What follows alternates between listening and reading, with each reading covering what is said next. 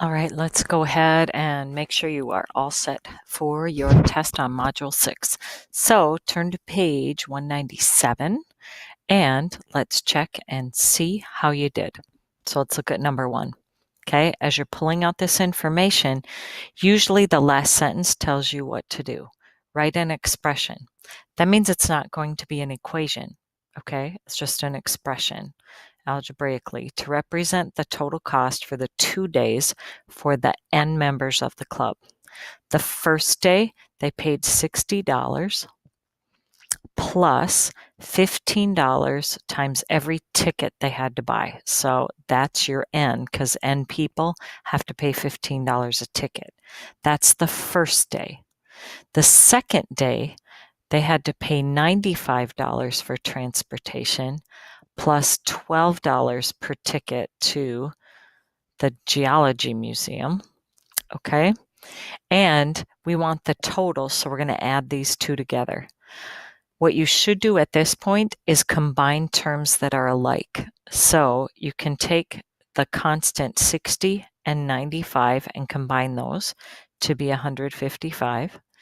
And these two terms, 15N and 12N, combine into one, 27N.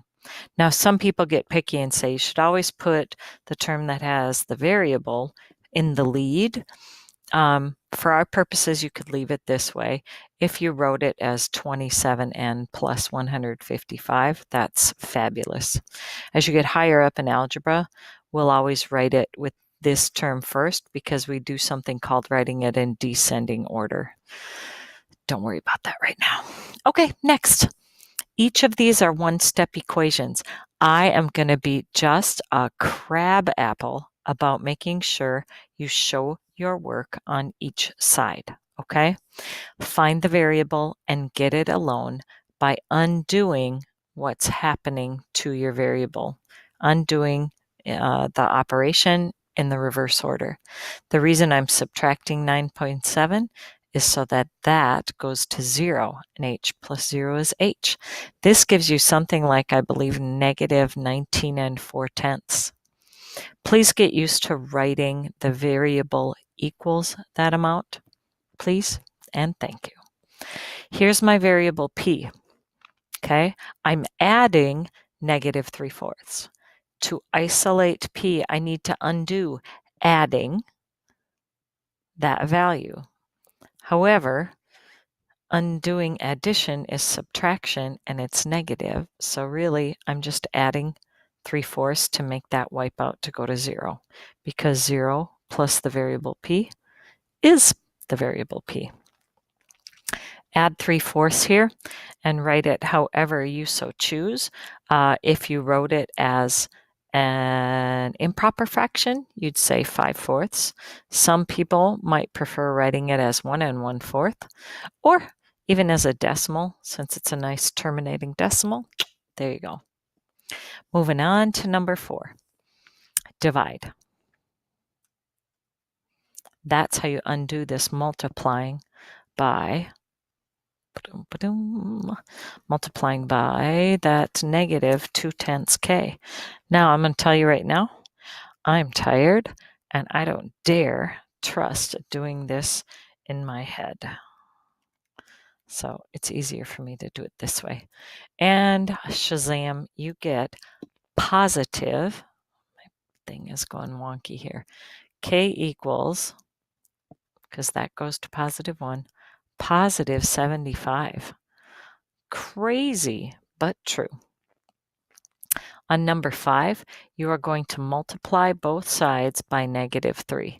Since I can't write this very easily here, I'm going to rewrite the equation so that I can illustrate multiplying both sides by negative 3 over 1, since I have fractions. That's positive 1y. Yay. I get negative 3/6, which means my answer is negative 1/2. If you write it as a decimal, that's fine. But if you leave it as a fraction, please make sure it's in simplest form. Now this one looks strange because we're multiplying by the fraction negative 2/3.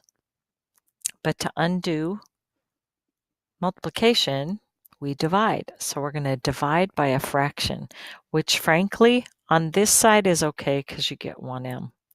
On this side, I'm going to pretend I don't have a calculator just so I can illustrate what's happening here. When you divide by a fraction, that's the same as keeping your initial first number, but multiplying by its reciprocal, 3/2. And now, once we do this math, negative times negative is positive, and you really have 12 times 3 over 1 times 2. I can simplify, and goodness sakes, I get that m is equal to exactly positive 18.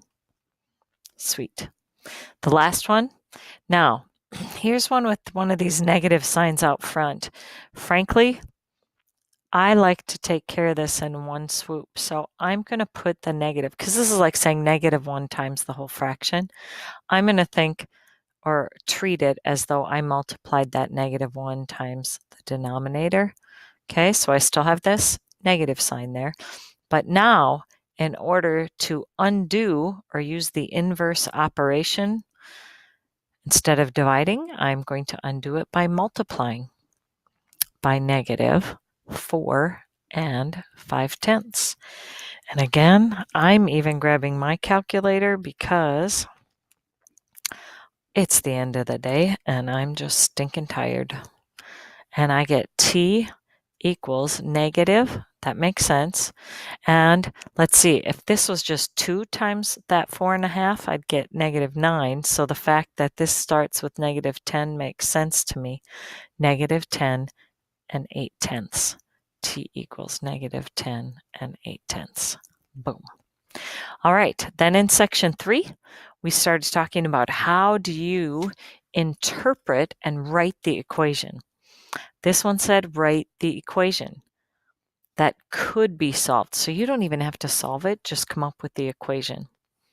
The first day he did 15 sit-ups, and every day after he did 2 more than he had done the day before. So we start with 15 and then we add 2, 17, add 2 more, add 2 more, add 2 more, add 2 more. Every single day we increase it by 2. So if we use, say, the letter of, or D for days, because that's what we are seeking, we start with 15, that's our starting point, and we're going to go up by a rate of 2 sit-ups times every day. And that gives you a total of 33. That's all you have to do. You didn't even have to solve this guy. What? I know, it's crazy. All right, these last ones. Isolate the variable. Show your work. The first thing we need to do is undo the adding of 8. Undo multiplying by 5 by dividing by 5. Show me every step. I know you are a brilliant, fabulous mathematician, but I need to see your work because eventually the numbers get ugly. And I need you to prove to me that you have the process down so that when you get the ugly questions, you know what to do and you can use your resources, meaning that fabulous calculator. Get here, undo that dividing by 6 by multiplying by 6. Because 6 divided by 6 is 1, and you get 1 times y divided by 1 is just the variable y. When it has a 1 in front like that, we call that number the coefficient. That's the number in front, and I get y is 66. Sweet. Let's do these last few. I have to add 15 on this side of the equal sign and do the same thing over there. Goes to 0. 67. Oh, look at how nice this is. And you get W is 9. This one. And like I said, I'm starting to ramp it up and go quickly now, just so that you can check your answers. Slow it down if you need to, and go from there.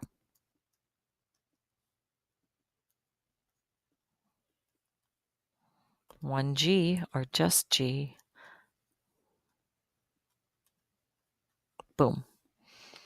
All right, let's get these bottom ones up a little higher so we can see what in tarnation we are doing.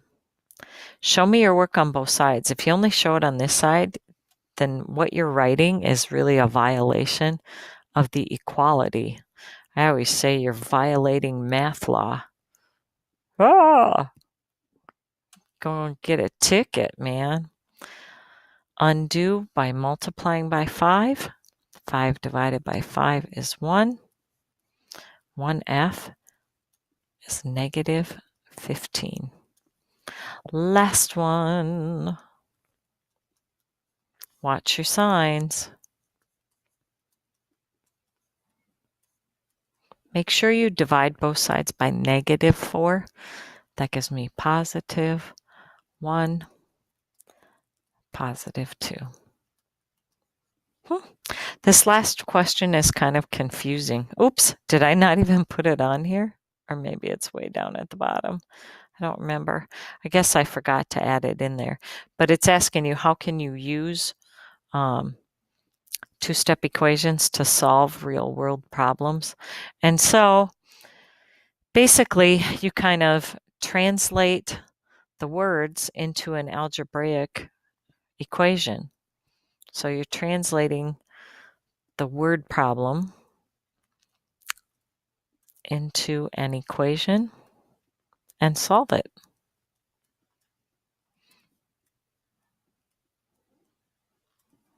Your solution then can be interpreted back into the context of the actual math problem. Cool. All right, these last ones over here. Which equation represents this when you read through it? $1.50 is just the first mile. Then we're going to charge 75 cents for every mile after that. They're using X. The total for the taxi ride was $10. Find which one fits that example. Don't multiply the $1.50 by X. This looks right, B. It's not a subtraction. Number 2, what's this solution? It has to be negative, and it's going to be A. Number 3, what's equivalent to this? If you factor it, you should get B. This one, it changed from 42 degrees to negative 54 degrees at an average rate of negative 12 degrees an hour. So negative 12 degrees times how many hours gives you the change from here to here, which is a drop from 42 to negative 54 is like a drop of 96 degrees. When you go ahead and solve this, you should get 8 hours. You should never get negative time. That really doesn't make sense in this context. Between these two values on a number line, if it helps, goodness gracious, draw it. Like a negative 5 would be here, negative 14 would be here. I'm asking you, what's the distance between those two? Okay, in order to figure that out, you could just count it, or you would say, well, distance is always positive, so really you take the second number and subtract the first one. That would be C, to give you an answer of positive 9. Which one costs the most? Here what you'd have to do is calculate each of these to get the unit rate. So for example, you'd have to take $4.92 and divide it by 12 ounces. That gives us something like 41 cents per ounce. This one I don't need a calculator because I can divide by 10. It's 0.425. So far, this one's the most expensive. $5.04, but dividing by 14 ounces actually ends up being the cheapest one so far because that's only 36 cents an ounce. And last but not least, $3.92 divided by 8 ounces is actually 49 cents an ounce. So it's D. All right, this very last one, as you step through it, the total was 104. Okay, so that's the total amount. You had to pay, or you bought 9 tickets, and they're saying let C stand for the cost of the tickets. And then you had a service charge of $5. So there's a way to represent it. Estimating it, well, if you took 5 off, you know that it's about $100. Okay, so you'd round, maybe round that to 10 and think about it. Round 9 to 10. Maybe you'd subtract the 5 or round the 104 to 100 to get about $10 a ticket. And then when you actually solve it, you would find that each ticket actually costs $11. There you go.